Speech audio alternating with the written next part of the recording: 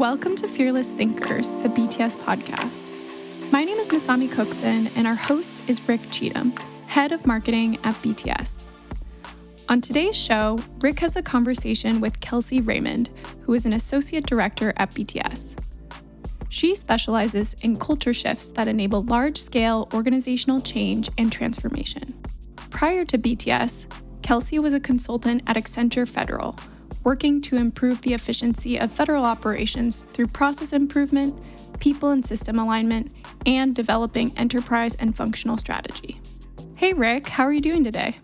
Oh, Masami, I really couldn't be better. I just got back yesterday from Buenos Aires. We had our partner meeting down there, and for those of you out there listening, if you know anything about the BTS culture, we truly like and enjoy both the fun friendship, but also the debate.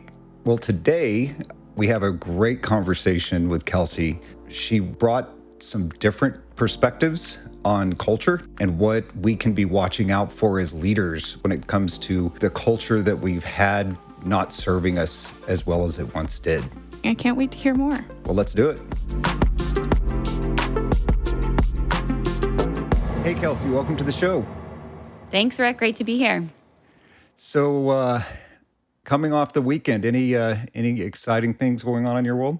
You know, it is finally fall here in New York, so a lot of great Central Park walks, seeing all the crazy Halloween decorations on the Upper West Side, just lots of relaxation, which has been great.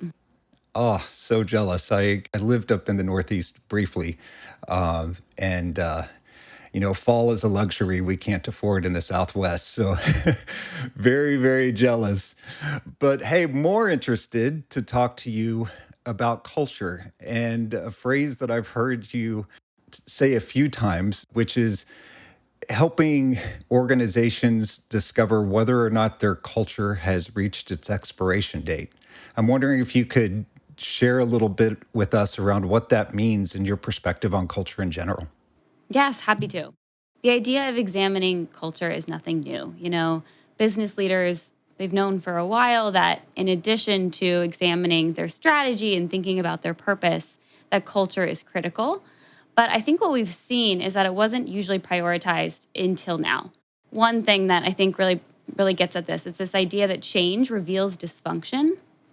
And the changes that we've seen in the past few years, you know, from the pandemic to thinking about economic and political turmoil, those have all further revealed that there's this dysfunction in some companies that lies beneath the surface.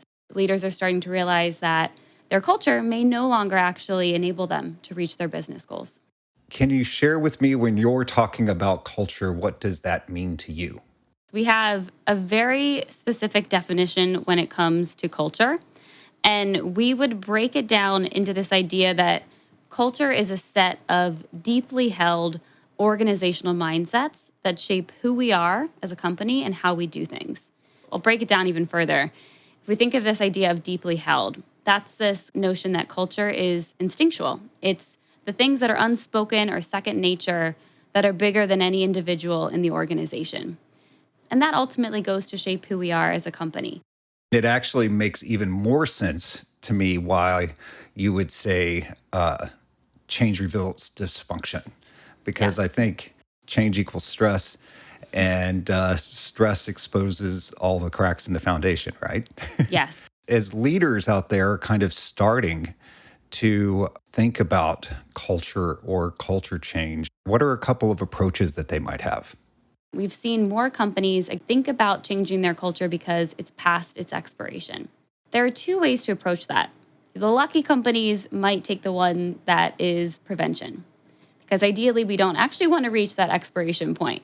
So the question becomes, how do you actually prevent your culture from reaching said point?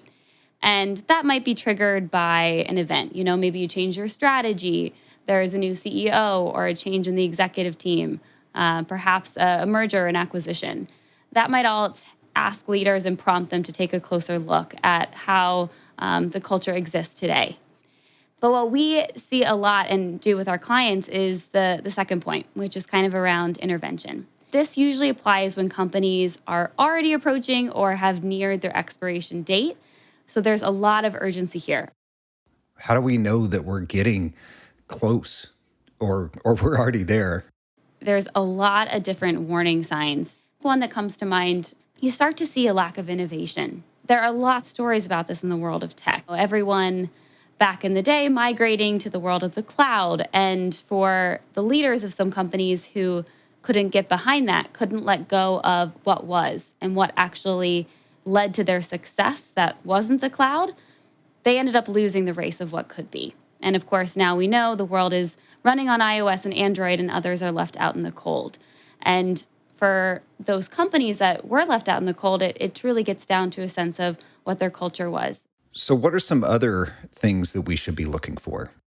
This idea of your organization is very siloed. With silos comes interdepartmental blame. Teams that are quick to point a finger on what's wrong, but not very quick to take accountability for any type of mistakes. There might be some decision-making challenges within that type of company.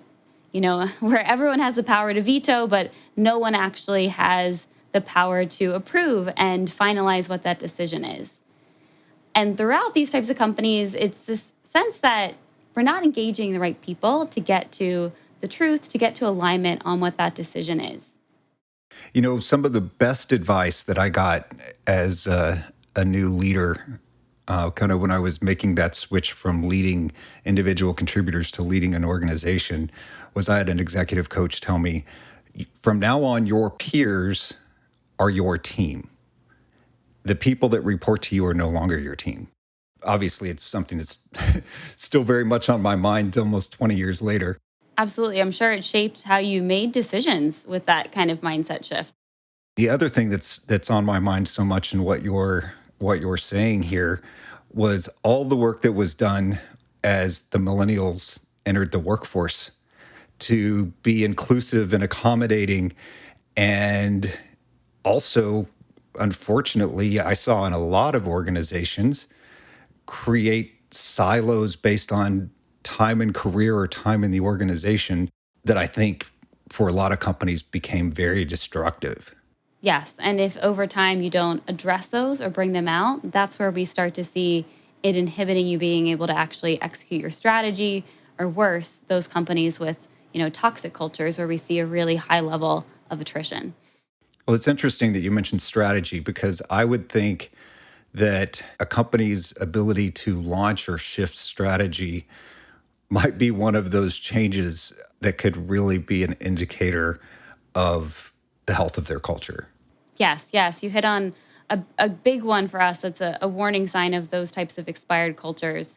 And it's this idea that if you've launched a new strategy and you're expecting, all the organization to get behind it and to begin executing the great plan you've put in place, that actually doesn't happen. One of the main ingredients for that successful strategy execution is to, in fact, approach your culture as that strategy accelerator. Oh, no, that's a very interesting concept. Can you dig into that a little bit more? Culture and strategy, they're either mutually reinforcing or simultaneously defeating. And this idea that culture should be viewed as a strategy accelerator that is tightly knitted with the business strategy, this helps create that business case for change and help, employees identify what needs to be addressed first. I mean, we can go back to the tech companies as a big example. Part of what shapes culture, or what shaped culture in a lot of those organizations, was what got rewarded in the first place. A lot of those tech companies, maybe historically, they had a culture that valued expertise, and they were rewarding those who were doing great work on the old technologies. So for them, that type of reward system was actually a derailer to innovation. And to support that change in strategy, they needed to reward outside of the box thinking, the sense of learning to fail fast and cheap. That's how they would become the market innovators. So position your strategy position culture in the context of your business strategy. That allows you to answer, or rather allows your employees to answer, why this and why now. And then it makes culture less of a fluffy side project and more a critical business initiative. Oh, I really love that, because, I anyone that's listened to this show more than once knows that I have such a strong belief that nobody wants to go to work and be terrible. So if their performance is poor, they either don't know what the right thing to do is, or they don't know how to do it. I mean, the last thing I want to be told all day is that I'm doing the wrong thing or I'm not quite measuring up. I would think that becomes so much more important in the context of a strategy shift where we maybe need to work differently and we may need to shift or deprioritize things that used to be super important in the past. Most of the time, in my experience, when people think culture, they think engagement. And so when we see the warning signs that we're talking about right now, everybody wants to jump on like the employee engagement survey and the latest data there. And just based on conversations we've had in the past, that is not your best advice. No, it is not. And it's a misconception that I think we really want to burst. Don't get me wrong, engagement surveys, they're necessary and there is a place for them. But I think what we believe is that alone they are insufficient. Sometimes questions are like, leaders of my company are receptive to new ideas. And if that is an area where maybe you see an issue, companies might be tempted to go out and solve that problem, perhaps by like launching a new technology that enables employees to easily share those ideas. And what we find is that's actually a red herring. Perhaps those leaders aren't surfacing the ideas in meetings because rooted within this culture is a strong bias for action. Employees know that as soon as something's been said, they want to go out, leave the meeting, and they have a strong bias to act rather than sit in this state of divergent thinking for a while and surface new ideas. One of my colleagues put it very eloquently is engagement surveys are putting sunglasses on a blind spot. It's not actually going to solve the real problem. Yeah, or as long as I don't check my bank balance, I got plenty of money. Yeah, just stay away from it. Don't look at the 401ks these days. Well, so if engagement surveys aren't the answer, what potentially could or should we be looking at? To go back to that definition that we started with, Rick, this idea that culture is a set of deeply held organizational mindsets, go beneath the surface and focus on what those organizational mindsets are. We think about that for culture on 4 different levels. First one being the individual. How are you within your team actually building trust? Second would be the team. How are you actually making decisions within a team? How are you holding people accountable? And then as we go to the top, organizationally, what is driving action? And then around this, a big bubble around the individual, the team, and the organization, it's the environment itself. How is the company dealing with change? And how are they dealing with uncertainty and complexity? Looking through all of those lenses is completely essential. So if I'm just kind of working through the hierarchy, I've realized I have a problem. I've dug in a little bit deeper, looking through those 4 lenses you just described, discovered some things. Now what? Rather than going back to a room with a small team to envision that future, shift to actually co-authoring what that future is and intentionally engage with the organization. Authorship is ownership. It's very important in getting this right. And primarily because people lower in the organization not only can help contribute to shaping the what, but they're often in a better position to identify the where and the how. And I think the first question we get again is around time. This will take a lot of time. But remember, this authorship as ownership doesn't mean you have to ask everyone. Strive for optimal inclusion. And oftentimes that will lead to getting more of a diagonal cross-section of the organization, going from top down to bottoms up, but diagonally, so you're not truly reaching everyone. And this can be done through surveys, through focus groups, leveraging even existing meetings so that you're efficient in the ways in which you ask for that authorship.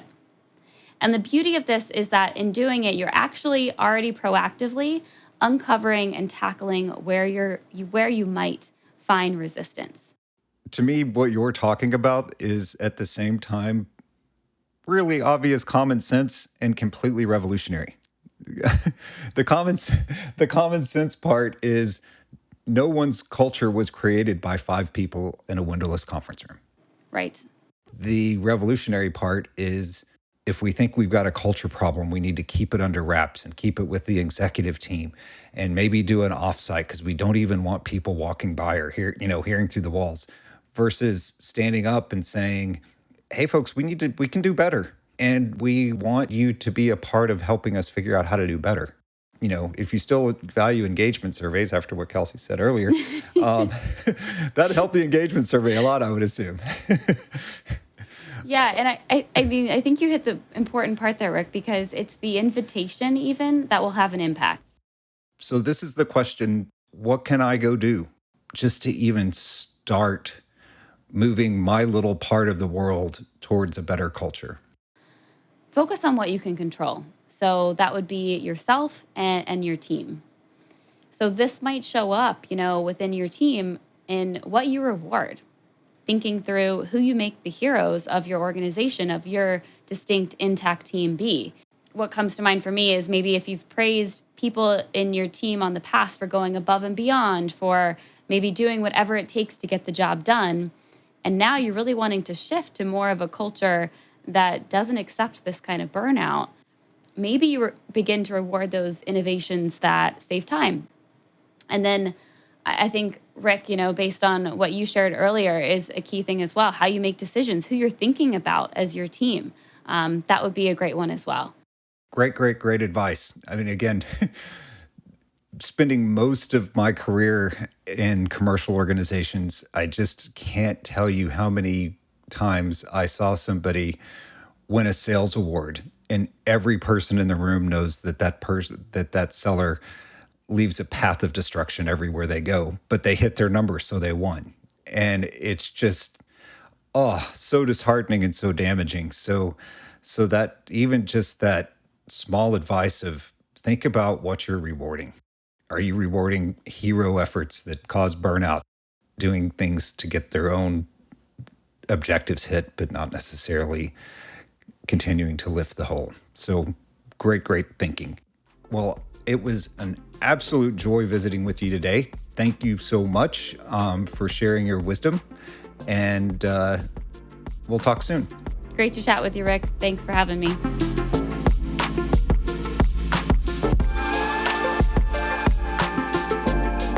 If you'd like to stay up to date on the latest from the Fearless Thinkers podcast, please subscribe.